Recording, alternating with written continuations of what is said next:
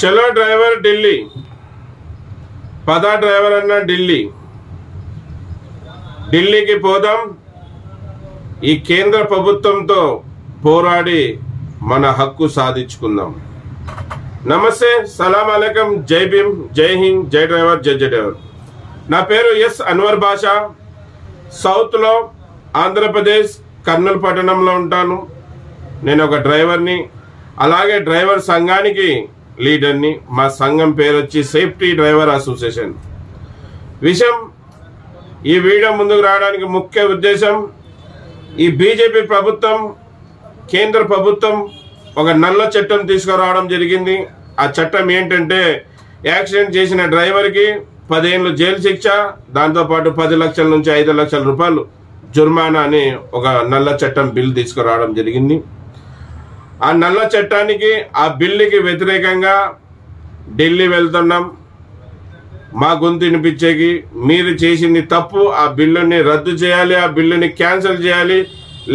లేని పక్షాన భారతదేశంలో ఉన్న డ్రైవర్ యూనియన్లన్నీ, ఎలాగైతే రైతు సంఘాలు అప్పుడు ఢిల్లీని ముట్టడిచ్చి బార్డర్లో ఎలాగైతే వాళ్ళు నిరసన తెలియజేశారో, అదేవిధంగా డ్రైవర్లమంతా ఢిల్లీ చేరి నిరసన తెలియజేస్తామని తెలపడానికి ఢిల్లీ వెళ్తున్నాం.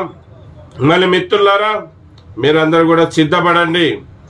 ఈ నల్ల చట్టం ఏదైతే అన్యాయమైన చట్టం ఈ బీజేపీ ప్రభుత్వం తీసుకుని వచ్చిందో, ఆ చట్టం రద్దు చేయకపోతే మనం ఏంటో ఈ కేంద్ర రాష్ట్ర ప్రభుత్వాలకి తెలపరుస్తాం. మన సత్తా ఏంటో, మన యూనిట్ ఏంటో, మనం లేకుంటే ఏమైతుంది అనేది వాళ్ళకి చూపెడతాం. మిత్రులారా, మీరు సిద్ధపడండి. కొద్దిగా సమయం మాకు ఇవ్వండి. పద్ధతిగా, రిక్వెస్ట్గా వాళ్ళు చేసిన తప్పుని వాళ్ళకి తెలియజేస్తూ అడుగుతాం. ఢిల్లీలో వెళ్ళి అడుగుతాం. వాళ్ళు చేసిన తప్పుని వాళ్ళు సరిదిద్దుకోకపోతే, ఆ బిల్లుని రద్దు చేయకపోతే, మా సంఘమే కాదు, భారతదేశంలో ఉన్న సంఘాలన్నీ పిలిపిస్తాయి. పిలిపించినప్పుడు ఏ డ్రైవర్ అన్నా కానీ, ఆటో డ్రైవర్ కావచ్చు, లారీ డ్రైవర్ కావచ్చు, బస్ డ్రైవర్ కావచ్చు, ట్యాక్సీ డ్రైవర్ కావచ్చు, అన్ని డ్రైవర్లు, అన్ని బండ్లు తోలే డ్రైవర్లు, ఏ ఒక్కరు కూడా బండికి వెళ్ళరాదు, ఏ ఒక్కరు బండ్లు తోలరాదు. ఎందుకంటే ఈ చట్టం చాలా అన్యాయమైన చట్టం తీసుకుని వచ్చారు.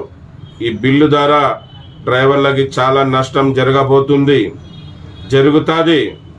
10 ఏళ్ళు జైలుకి పోతాడు డ్రైవరు, లేదంటే 10 లక్షల నుంచి 5 లక్షలు జుర్మానా కట్టగలమా?